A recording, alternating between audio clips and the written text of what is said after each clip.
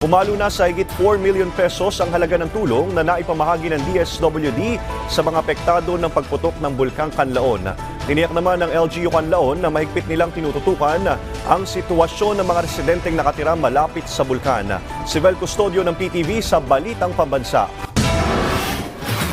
Dahil sa pagtaas ng volcanic activities at posibleng muling pagputok ng Bulkang Kanlaon, nagpatupad ang forced evacuation ng LGU sa mga nasa loob ng 6 kilometers danger zone. This is in relation to the national guidelines that since CIVOLS has raised the alert status of Kanlaon volcano to alert level 3, and this indicates increased volcanic unrest and potential eruption within the coming days or weeks. Kaya po forced evacuation. Ayon sa Canlaon City Public Information Office, ongoing ang evacuation sa 5 barangay na malapit sa Bulkang Kanlaon. Mahigit 4,200 individual na ang inililikas na malapit sa 6-kilometer radius ng bulkan. Pero ayon sa pamahalaang lungsod ng Canlaon, kung sakaling kakailanganing i-force evacuate ang lahat ng nasa 5 barangay, aabot sa 23,000 individuals ang kakailanganing evacuate. Kaya hinanda na ng Canlaon City Government ang 7 pang nalalabing barangay para magsilbing evacuation center. Mahigit 1.4 million family food packs na ang nakapreposition para sa Canlaon affected families sa Region 6 at 7.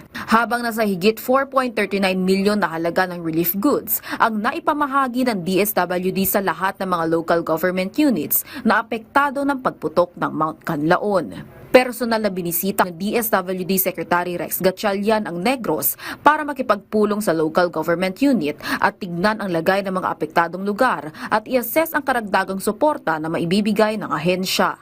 Pinangunahan din ng kalihim ang pamamahagi ng mahigit 590,000 pesos worth family food packs sa Canlaon affected families. Alinsunod sa bili ni Pangulong Ferdinand R. Marcos Jr. na tignan ang sitwasyon ng mga evacuees at bigyan ng agarang tulong.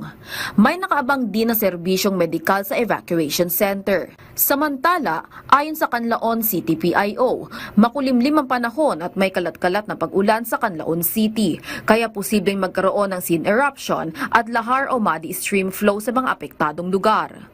Pinasususpindi na ng lokal na pamahalaan ang lahat ng social gathering sa Canlaon City para ngayong Disyembre.